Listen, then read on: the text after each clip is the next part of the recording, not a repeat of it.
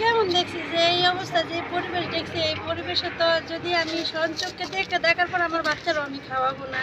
এরা তো আপনারা খাইছেন, এখন আপনাদের জন্য অসুবিধা হয়েছে, আপনারা তো দেখে এখানে আসছেন, এখন আমার রাখছেন, আমি দেখলাম, এখন আমার জানার মতো আমি আমার বাচ্চার এই খাবারগুলো খাওয়াবো।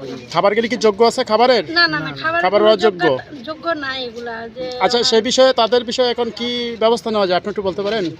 এখন তো অবশ্যই তো আপনারা আইনগত বা ব্যবস্থা করে তাদের হলো মানে বিচার করার মতো ব্যবস্থা করবেন ইনশাআল্লাহ। আচ্ছা, আপনার নামটা কি?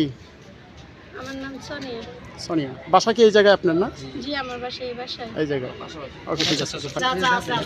দাঁড়ান ভাই, এখন না প্লিজ। ভাইজান, আপনার নামটা? আমার নাম মোহাম্মদ আলম।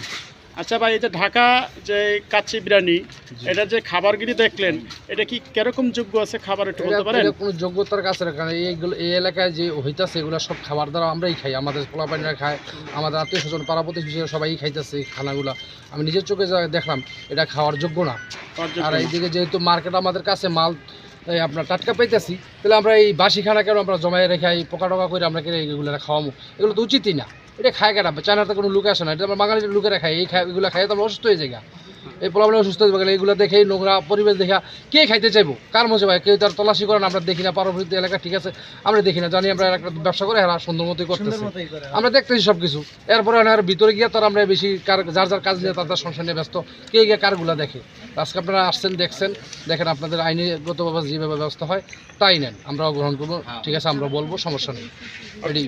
ঠিক আছে, দিতেছি আমি ওনার মোবাইল থেকে।